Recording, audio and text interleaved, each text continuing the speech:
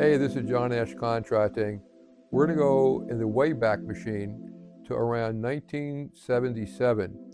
Look at the photos, which will hopefully magically appear beneath this video if they're put there by the Flying Monkey. But right now we're going to talk about 1977. The Flying Monkey is an inside joke which you would get if you saw all my videos. If you don't know what the Flying Monkey means, you missed a video. Go back and see what you missed, or call me. But we're getting off track already. Anyhow, we're doing a rather large house tear-off in Perth Amboy. For those of you who know the area, down near the water area in Perth Amboy. And you see the dome on the bottom of these, someplace down here is a dome. Anyhow, myself and Harry were the only two people working on this roof back around 1977. And on this dome, I'm not sure which photos we're going to be able to have later, but the dome was high off the ground where a ladder would not reach. And the house was too close to the house next door to put pump jacks and scaffolds. So if you can use your imagination, we got a 1-inch thick rope. You know, maybe 10, 12 feet long, and tied it into a circle, just tied the two ends. Took this rope and put it over the top of the dome. The dome goes from the point to nothing down bigger and bigger and bigger. So put the rope on the top, the rope just stayed there around the dome. Then on one side of the rope, we put two smaller skinny ropes coming down, and equal on the other side, two more ropes coming down, and we made a swing. We got a 2x10 plank, drilled some holes in it, put the two ropes through the plank, tied knots on the bottom, and now we got two swings. Then myself and Harry, we would carefully, one guy get on the one swing, high in the air, 40 feet up, and myself get on the other swing.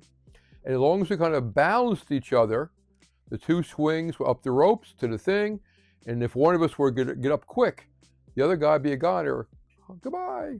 So we had to make sure that we kind of stayed equal, like a seesaw, okay? So now we're there.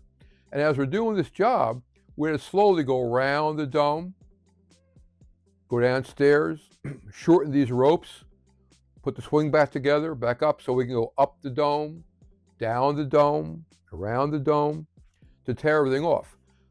Now, on one side of the dome, the lower part of the main house roof was there. We could stand over there. But on about 2/3 of the dome, you can see in the picture, nowhere to stand, can't use ladders, can't use pump jacks. I had to do this rope thing. It was crazy. I was young, foolish, stupid, and a daredevil. Yay me. So we were up there. Now we're tearing these shingles off of this house back in the day, and we were surprised to find out there's no wood sheathing under these shingles. What they had was your rafters, and the rafters are carved to give it the shape of a bell, which you could see in the photos.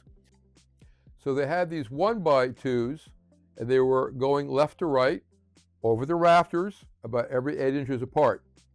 And so you had a 1x2, 8 inches of space, 1x2, 8 inches of space. What we had to do was take our shingles and very carefully only nail them where these 1x2s were. Now, for anybody who has some experience with roof shingles, the roof shingles are usually 3 feet long. And if you ever try to go around a circular object, which gets smaller and smaller and smaller, as soon as you put the first roof shingle on, you can't put it on straight and parallel, and the next one straight and parallel, and have them butt. When they butt, they end up going wacky, all different angles. So what we had to do was cut all the roof shingle, as you can tell if you look carefully, into 12-inch strips. And here's one, and here's the next. We couldn't butt them. We had to overlap them on an angle. And every one had to be at an angle to get it to go straight around the dome. That may not make any sense unless you try it someday. You'll know what I'm talking about. So we were there, it's hard to remember, from 1977. That's 23 and 24 is 47 years ago. But I believe it took me and Harry about 6 days alone to do this one part of the dome. Crazy job. Now, on this particular job, I was the experienced roofer. Harry was the laborer. And this was near the beginning of my career. I wasn't very experienced. I was only in business about 1 year doing this job. Crazy job. But Harry had almost no experience at all. So Harry was a laborer, and he helped me tear this roof off, clean up the guards, and bring up the shingles. Bringing up the shingles. Next part of the story. Try to visualize this. If you ever have nothing to do and you're bored shitless, go to Perth Amboy, go down near the water, look for this house. The house stands out, you'll find it, and look at the backyard, you'll see what I'm talking about. But these homes have no garages next to the house. Many of these homes, but not all, had detached garages behind the house. Here's one street, here's the house, here's a detached garage. Now, on the other street was a house, and behind a detached garage. And there was a dirt road in the middle behind a row of detached garages on both sides. So Harry and I would get there, and we got there with our van and parked on a dirt road.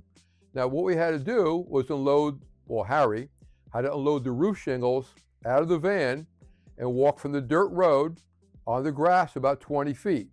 And then the guy had wooden steps that went up, curved more wooden steps, and then a landing. And then from the landing, you had to go up the ladder in the back of the house where we could use a ladder about 30, 40 feet to bring the shingles up.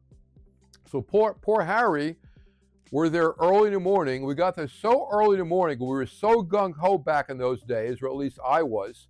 We had to drive to Perth Amboy, we had to unload the truck, set the ladders up, look for electricity, get everything ready. We got there, it was still dark out. This is summertime.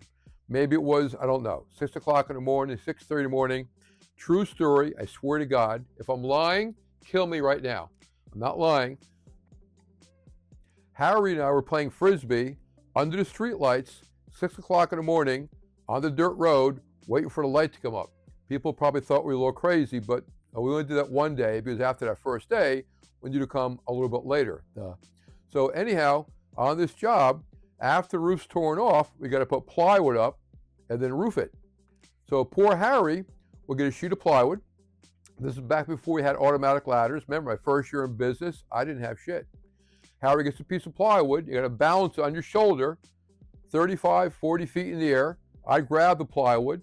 I'll go up the planks, put the plywood where it goes, and start nailing. Harry had to go all the way back down 30, 40 feet, down the step, landing, step, grass, van, get the next sheet of plywood, out the van, up the grass, landing, steps, ladder, back up the planks, give me the plywood. By that time, I was done nailing it. So Larry couldn't stop. Larry, duh. Not Larry, it's Harry. I know I said Larry, it's supposed to be Harry. Anyhow, Harry couldn't stop. He's bringing plywood, bringing bundles. It was a tough job for Harry, not Larry. I didn't know Larry. But anyway, we got the job done. Years later, went back to look at it. Interesting job. Another little side note, and if Grace, you happen to see this video, you'll remember this house. Before I was married, this particular house, my future wife, Grace, came down to visit us while we were on that rope thingy on the dome. She looked up, saw us, she freaked, she screamed a little bit, she left, and she never visited me on the job again. So that's my Perth Amboy story.